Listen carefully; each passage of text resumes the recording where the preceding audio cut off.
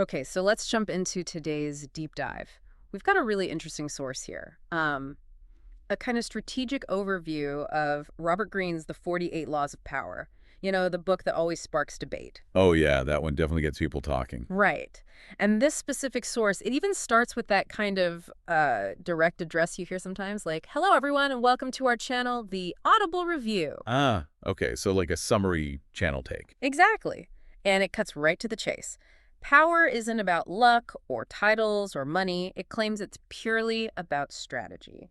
Calculated strategy. And that's Green's whole angle, isn't it? He's Yep. not really inventing anything new. He's more like synthesizing historical patterns. Yeah. You know, Machiavelli, Napoleon, Sun Tzu, thinkers who really understood influence. So the goal here for our dive is to unpack those core ideas. Yeah, precisely.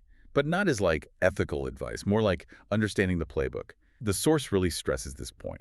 The book shows you the game that's already being played all around you, whether you like it or not. That's a key distinction. It's descriptive, not necessarily prescriptive. Okay, so this overview highlighted 4 specific laws. Kind of the greatest hits, maybe? You could say that. Essential nuggets. First up is Law 1.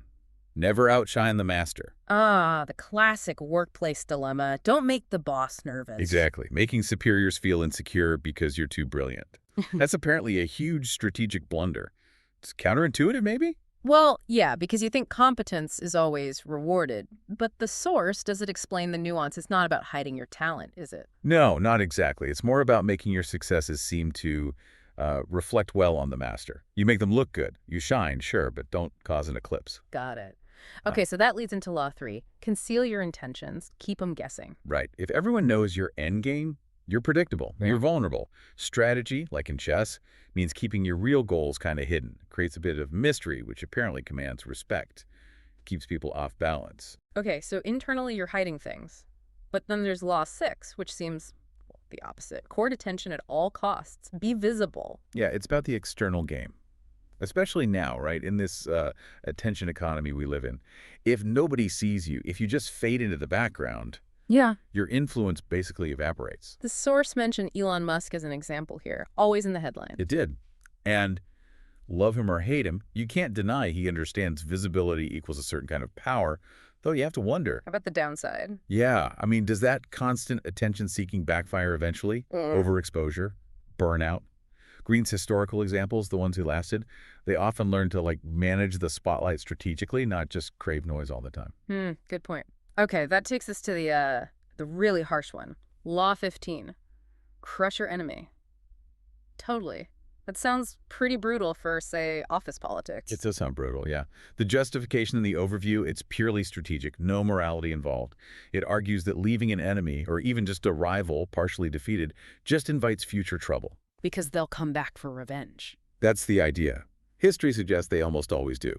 So, in everyday life, this translates to decisiveness. When you end a bad situation, a toxic job, a really difficult partnership, whatever you need to make sure it's truly over.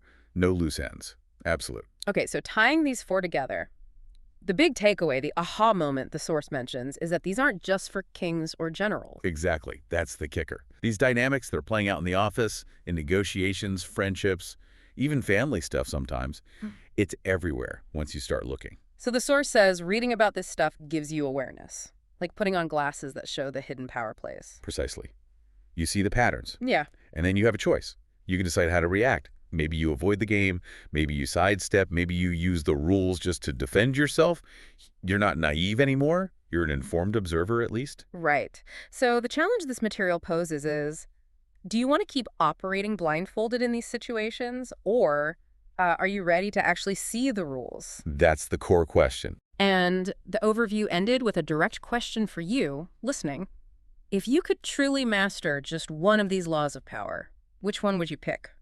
That's a good one to think about. But, building on that idea of awareness, I've maybe a more challenging question to leave you with. Okay. If these laws do accurately describe how power often works in the real world, the sort of cutthroat dynamics that exist, does simply knowing them change the morality of using them? Yeah. Can you be fully aware of this game, see all the moves, without sort of becoming a player yourself, without adopting that ruthless strategy? Can you know the rules without playing the game? Something to chew on.